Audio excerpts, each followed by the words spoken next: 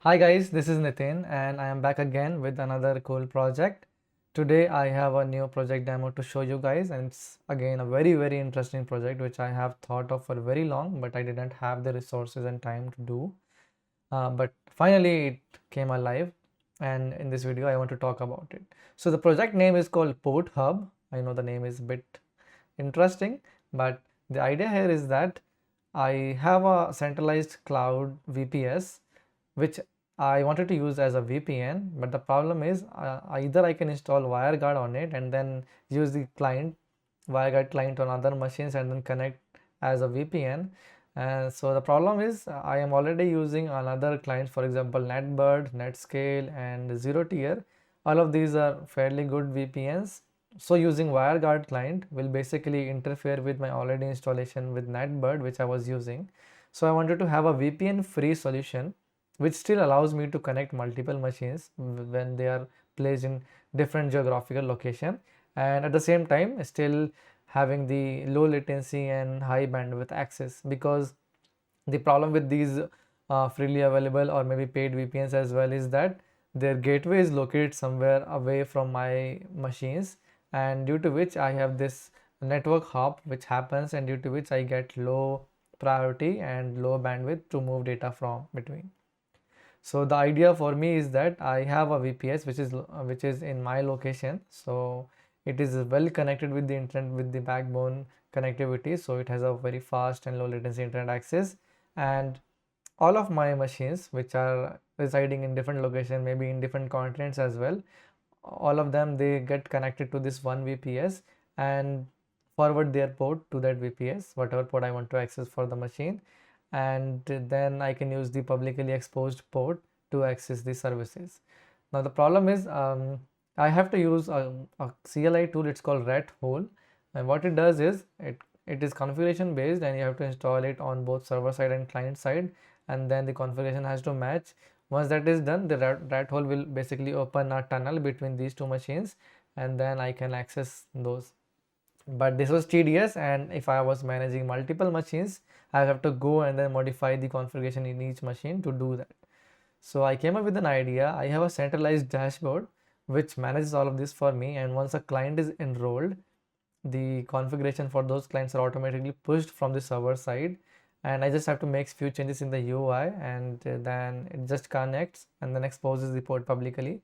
Plus I already added a new service so that I do port monitoring as well, so I know what traffic is moving at what rate and with which IP, so that I can either do IP filtering and then still monitor how the data is flowing through that port.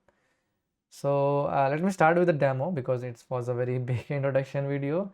So on my screen you can see this is the public repository. It's an open source project, by the way, so you can go and check it out.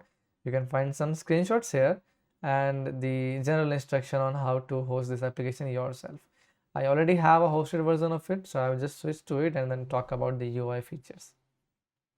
So this is this hosted service. I have around 7 machines registered here, and all of them basically lives in a different location. And for example, if I go to this machine, you can see that I have these ports open, and I can enable and disable individual ports as well, and this does not conflict with any additionally forwarded ports, so they still work. So for example, I have this service data hub which is running on port 8097 on that machine, which is exposed to port 13776 on the server side. So now if I visit the server IP with this port, I should be able to access that service.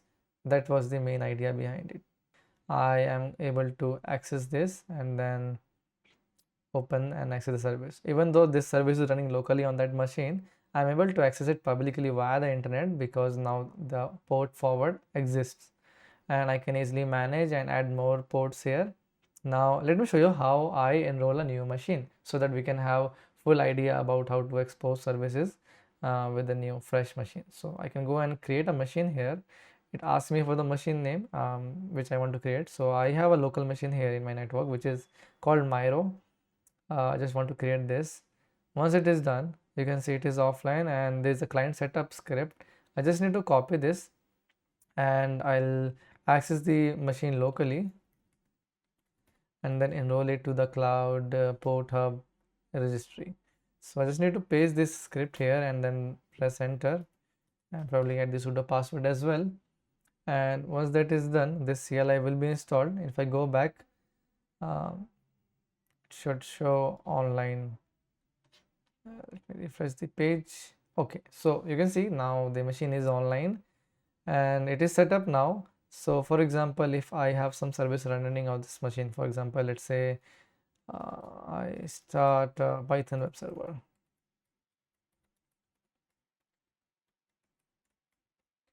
Okay, so on port 8000 of that machine, a Python web server is running, which I can access locally. So I do myro.local.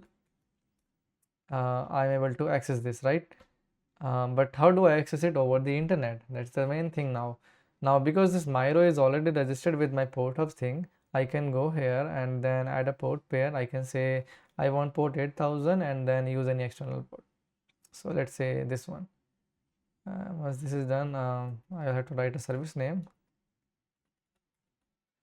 and done. So once I do this, now it is publicly available. So this machine, even though it is local, it is able to forward its local port to the external port of the server, and I can access it directly here. And what's cool is I can even create web proxies for it. So I can say something like file server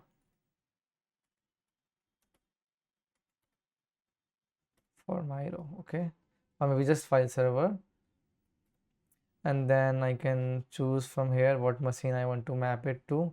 This is Myro, which is freshly created, and file server thing. I can also do a custom one here. So with this, I created the proxy. Now you can see here file server.algofly.ai. Once I visit it, this should actually open it. Yes. So now with this domain, I'm able to access the same service, HTTP service, with the proxy. So these are the two features of PortHub. First of all, it allows you to register a client, and once the client is registered, I do not need to have local access to that client. I can just go and expose any port. For example, let's say I want to SSH into that machine. So I can say SSH service and I want to forward port 22. Okay, and save config. So now I can SSH into that machine using the public IP of the server, and the way to do is I will go here and SSH. The username is Nitin and I have to pass in the IP and port. Since SSH works on TCP, I'll have to remove the HTTP part and also pass the port like this. Okay, yes, and okay, it did not allow me this time. Yes, so I do get access to Myro, which is super fast, and I'm accessing it publicly. Now let's do one more test. So let's open. Okay, I'll just connect it publicly and let's open iperf3. Okay, so iperf3 is a CLI tool to check the bandwidth speed between two machines. So I've started a iperf3 server on the Myro machine, and then what I will do, I will, from my local machine, I'll use the IP, and I will also have to expose the port. So the port on which iperf3 running is 5201. Okay, so I'm going to expose that port 5201. Save. Okay, so now I can access iperf3 on this port. I will copy this iperf3 and I have to pass the client and port. So the client address is this.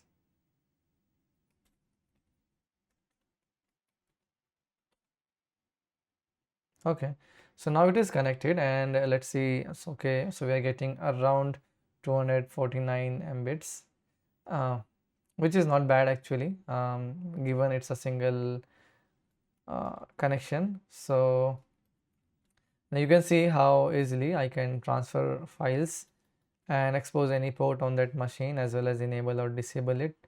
I'll disable the SSH for now, and then let's try to connect it again. Okay, so we were here. Okay,